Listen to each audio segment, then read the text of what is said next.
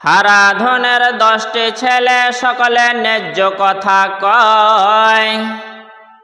একটা ছেলের ফাঁসি হলো, রইল বাকি 9।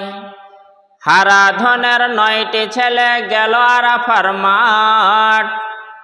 একটা পদপিষ্ট হলো, রইল বাকি 8। হারাধনের 8টি ছেলে জাগলো কদরের রাত জাগায় একটা মারা গেল, রইল বাকি 7।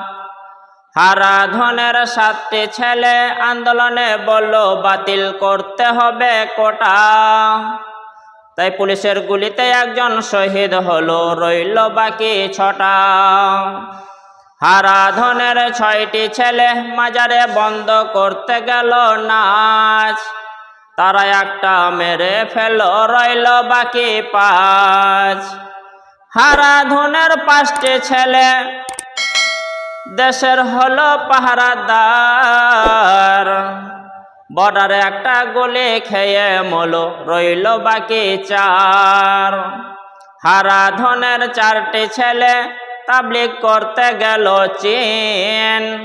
তারা একটা মৃত্যুদণ্ড দিল, রইল বাকি 3। হারাধনের 3টি ছেলে দেখতে গেল ভুঁই।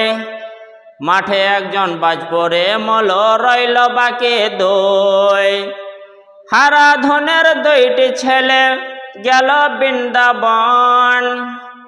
সেখানে একটা বাঘে খেল, রইল 1জন। হারাধনের 1টি ছেলে গেল বাংলাদেশ। জালেম শাসক তাকে আয়না ঘরে গুম করিল, হয়ে গেল শেষ। নিজের হাতে লিখে কবিতা আপনাদের শোনাই। শুনতে ভালো লাগলে সকলকে শেয়ার করুন ভাই।